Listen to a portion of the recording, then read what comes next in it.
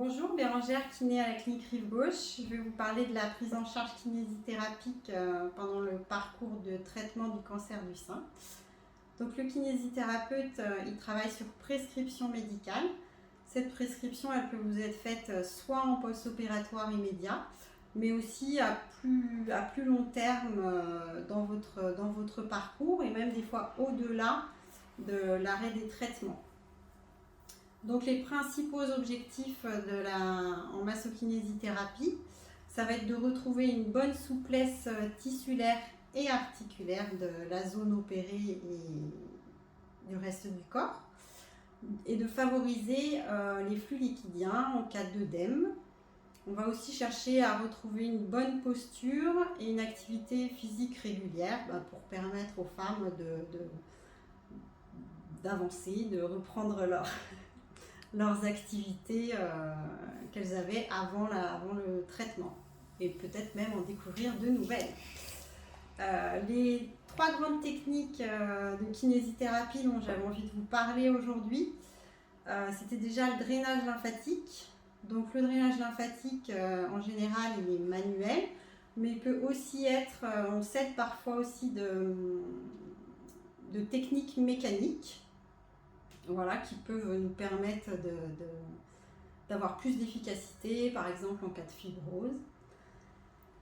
L'objectif du drainage, ça va être justement de favoriser les flux liquidiens qui stagnent, soit sur la zone opérée, soit aussi sur le bras côté opéré.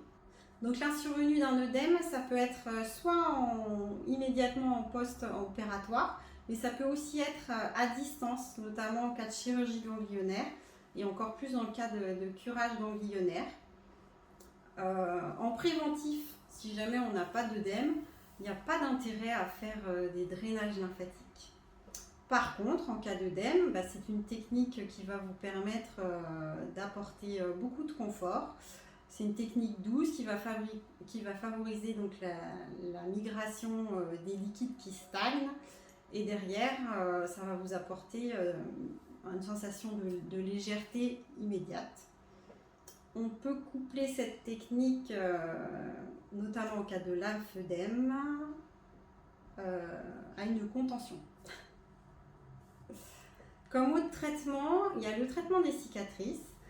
Donc, déjà, il faut savoir que spontanément, le corps est bien fait et qu'une cicatrice, normalement, évolue de manière favorable.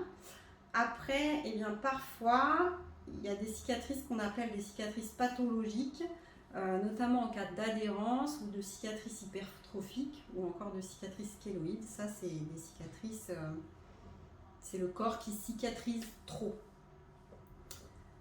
Donc là, c'est important d'avoir un bon bilan de votre cicatrice par un professionnel pour orienter vers un massage qui va être adapté.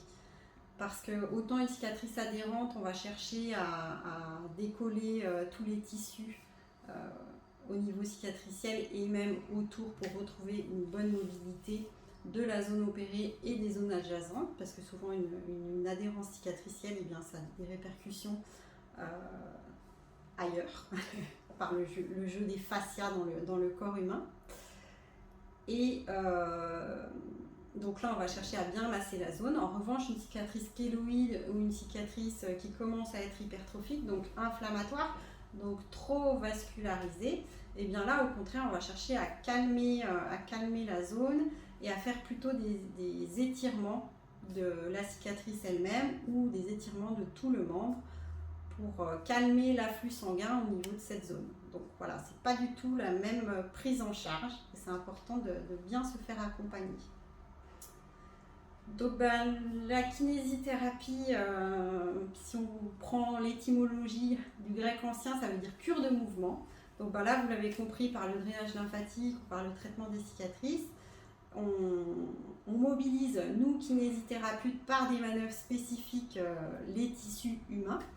Mais aussi, il y a toute la partie mobilité, posture et activité physique adaptée sur laquelle on va pouvoir vous aider en vous faisant travailler vous par des exercices. Chaque kiné a toute une batterie d'exercices en stock et va pouvoir vous amener à retrouver une bonne souplesse générale, une bonne posture, parce que dès qu'on a une zone opérée, forcément, il y a le schéma corporel qui est modifié, qui donc faut réadapter, et vous aider à trouver aussi l'énergie pour avoir une activité physique régulière et adaptée à votre cas.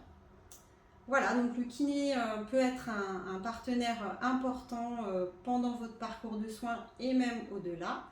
Voilà, donc n'hésitez pas à en parler à votre médecin et à aller rencontrer des kinés spécialisés autour de chez vous.